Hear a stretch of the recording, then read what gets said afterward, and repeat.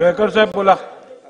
अध्यक्ष महोदय, हा पुण्याचा हुक्का पार्लरच्या संबंधातला विषय आहे, परंतु अनेक महत्वाच्या शहरांमध्ये देखील हुक्का पार्लरचा अनेक ठिकाणी अड्डे आहेत, अशा प्रकारची दुकानं आहेत. अध्यक्ष महोदय, या संबंधामध्ये मला दोनच स्पेसिफिक प्रश्न आहेत की हुक्का पार्लरवर बंदी आहे.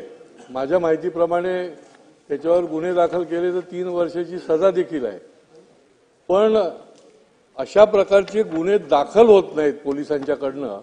हा सर्वसाधारण आमचा अनुभव आहे. ठाण्यामध्ये तर आम्ही ही हुक्का पार्लर मुक्त ठाणे ही 3 वर्षापासून चळवळ सुरू केली, त्याला यश मिळालंय. परंतु आजही 40% हुक्का पार्लर जे आहेत ते चालू असलेले बघायला मिळते. आणि त्याच्यामुळे आपण या संबंधामध्ये काय कार्यवाही कराल? आणि नंबर 2 की थेट हुक्का पार्लर किंवा हर्बलच्या नावाखाली हुक्का पार्लर चालवतातच, पण आजकाल परमिट रूमच्या मागे देखील हुक्का पार्लरचा अड्डा ठेवलेला असतो की ज्याच्यातून अनेक मोठी तरुणाई जी आहे ती त्या ठिकाणी अट्रॅक्ट केली जाते. मग त्याच्यानंतर शेवटी ते ड्रग ॲडिक्शन जे आहे त्याची सुरुवात ही आहे. सोशल मीडियाच्या माध्यमातून देखील अगदी सपशेल जाहिराती देखील दिल्या जातात की या हॉलमध्ये अमुक आहे तमुक आहे, आणि त्याच्यामध्ये हे हुक्का पार्लरचंच आपल्याला बघायला मिळतं. तर त्याच्यावर पोलिसांकडनं कारवाई व्हायला कुठेतरी कुचराई होते.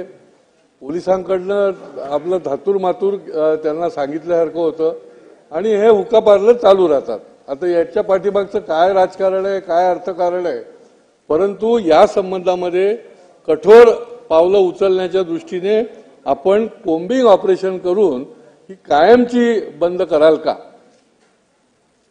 अध्यक्ष महोदय, सन्माननीय सदस्यांनी ठाणे महानगरपालिकेच्या हद्दीमध्ये किंवा ठाणे जिल्ह्यामधील अनधिकृत असलेल्या हुक्का पार्लरच्या बाबतीमध्ये त्यांनी प्रश्न उपस्थित केला आहे.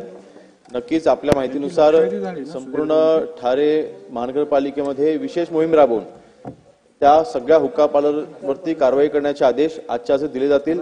आणि विशेष मोहीम हुक्का पार्लरच्या संदर्भात संबंध महाराष्ट्रामध्ये ज्या ज्या ठिकाणी अनधिकृत हुक्का पार्लरचे तिथे जे काही हुक्का पार्लर चालू आहेत त्यांच्यावरती कारवाई करण्यात येईल. 293 2 तास चालू आहे सकाळी. सुधीर